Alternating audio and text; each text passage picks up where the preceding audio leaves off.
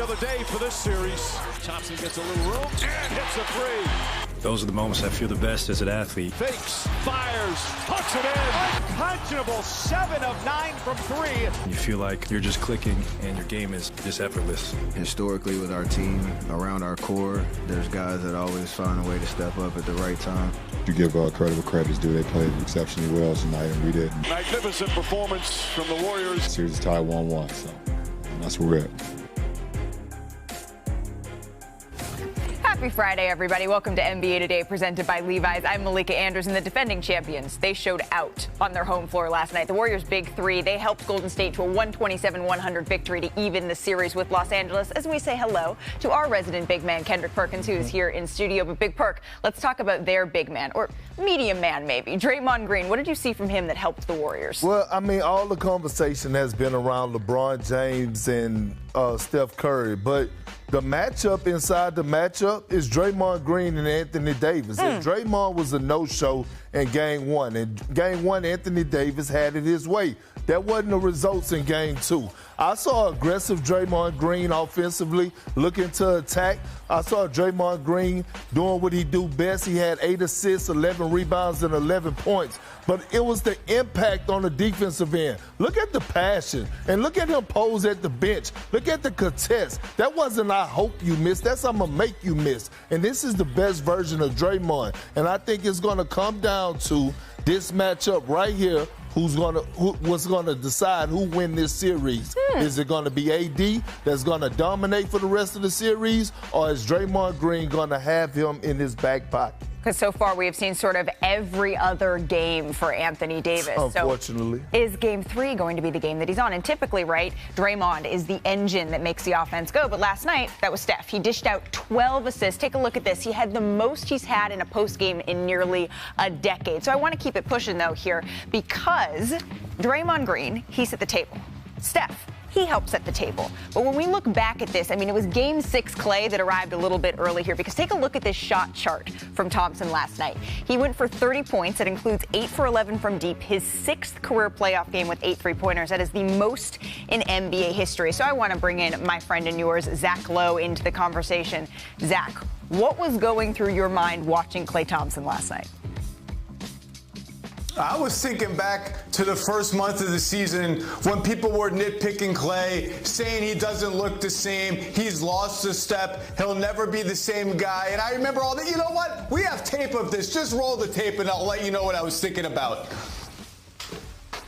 And I would bet on Klay Thompson. He ended the monologue by saying, forget all the noise. I am going to be the same player again. And that's what you have to love. Klay Thompson is tough as hell. He's a legend. And considering what he went through and what those injuries are, I think he has, from day one, not just in the finals, not just now, exceeded what could be reasonably expected of him based on those injuries. And I'm betting on him to continue exceeding it.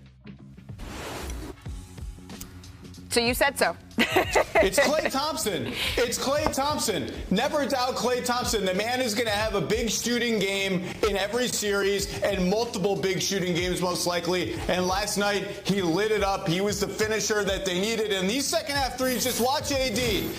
Not quite high enough, AD. First half, he was great. He was coming in, coming out. Second half, he seemed to get a little tired. He wasn't sort of as attentive of where he needed to be. Here he comes. He's about to go dart off that loony pick. AD, too far back, too late. That's Klay freaking Thompson. That is too much space for him. That's a three. And you have to wonder, as this series goes on, all the stuff that AD's got to do defensively, all the space he's got to cover, it's hard to do that over and over again. Big game, Klay Thompson showed up. We've sort of been waiting for the arrival of Klay Thompson in this as we say hello to CJ McCollum, who is with us as an NBA analyst today. I'm curious, CJ, I want to go back just for a second to Steph Curry's 12 assists. You've defended him a whole lot in your career. When he is dishing like that, what makes him so challenging to cover?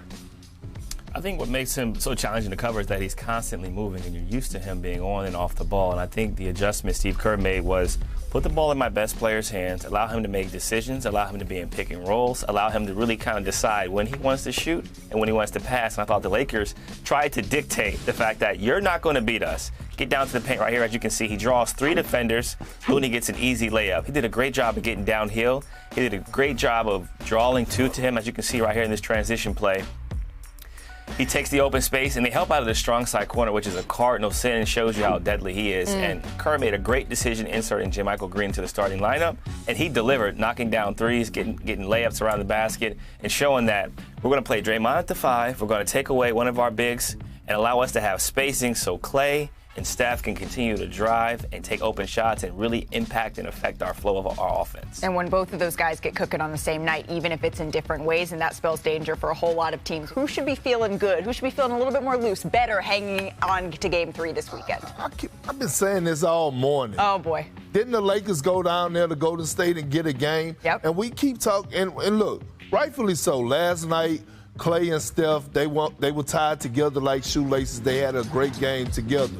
But we have yet to see Anthony Davis and LeBron James put a game together, and I believe that they will. I believe that the role players will play better at home, so you will get better production offensively from Vanderbilt. D'Angelo Russell shown us what he's doing, what he has done in the Crypto.com arena. I believe that the team that won on the road, that is going home, has the edge, and they should be feeling good, and that's the Los Angeles Lakers. Well, that's kind of what LeBron said last night, right? He said, we still feel like we have one of the best defenses, one of the top defenses in the NBA. Yeah, they do. Zach, do you feel as good as Perk does about L.A.? Not quite, but I agree with Perk in that both teams should feel fine right now. The Lakers got to win. The Warriors got some momentum. And LeBron's right. They do have one of the best defensive teams in the NBA. But what's starting to worry me about the Lakers is their offense has been bad for the entire playoffs. They're scoring at a rate that would have ranked 29th among 30 teams in the regular season. They were not a very good offensive team in the regular season, about average, a little bit worse, even after the trade deadline. And as long as we go into the playoffs, the longer we go, the more we wait for this team to have a kind of a breakout offensive game. It just doesn't seem like it's coming. The spacing is clunky. And unless their offense picks up a little bit, it's going to be hard for them to beat these good teams over and over again. You can't be a one-way team in the playoffs. And right now, the Lakers are veering into a defense-first, almost defense-only team. That's interesting, especially when you're talking about a team that has such an offensive engine like Golden State. Where do you fall on this, CJ? I got to pause here before I answer this question. Me and Park been arguing all day. No, we have. I think the winner. It's a friendly conversation. I think the winner of Game 3 wins this series, to be honest with you. And I think historically, if you look at LeBron, you look at AD has played extremely well in every other game. This is the next game in which I think he's going to be very, very dominant. I think there's a sense of urgency on the Lakers' part because they got whooped in Game 2. They kind of let go of the rope, and I think this is a chance for them to kind of show that, look, we did what we were supposed to do. We got the split on the road. Now we're going to take care of our business at home. So I think that the Lakers are going to come out and compete. I think they ultimately are probably going to win Game 3, but I feel like the Warriors' history shows that they're to be trusted, they're to be counted on. They have a guy who delivers. They have a younger team, but they're experienced and veterans, and they have the ultimate advantage of having a Game 7 be at home if it comes down to a Game 7 in this series. Well, here's the thing, though. When I look at Anthony Davis, I feel like at some point, it got to be about the name on the back of your jersey. Yeah. Like, you got to be able to go out there and do it for yourself. And I guarantee you hear what I'm saying, you hear what people are saying about you. Like, bro, like, take some pride. Take some pride and say, you know what, I'm going to go out there and do it for me so that I could look in the mirror and say that I'm going out there and being the best version of myself. Does that mean he's going to make every shot? No. Does that mean he's going to shoot a high percentage every night? No. But it's no way in hell Anthony Davis should ever leave a game without having 15-plus rebounds and about 5 blocks, and you should say his presence was felt. Not leaving the game thinking that was me on the floor last night. give yourself a little bit more credit than that, Perk. But I do think we have to also look at Golden State, right? They affected Anthony Davis last night. They saw him go off in game one, and then they said, okay, this is an adjustment we're going to make. And now we're going to see the counter adjustment to the adjustment, because that's what this is a game. So you might remember this, that 2 months ago we shared with you the story of John Howe, a 20-year-old student who was shot at Michigan State University and left paralyzed from the chest down. And Howe is a huge fan of James Harden. And when Harden heard about Howe's story, he reached out. He sent game-worn sneakers to the hospital. He FaceTimed with the young man, and he promised when Howe was well enough, he could attend a Sixers game as his guest. Well, we have a wonderful update to that story. Howe has been released from the hospital, and he will be attending Sunday's game in Philadelphia as Harden's guest. He still has a long road ahead of him, but Harden has vowed to be there every step of the way. Thanks for watching ESPN on YouTube. For live streaming, sports, and premium content, subscribe to ESPN+.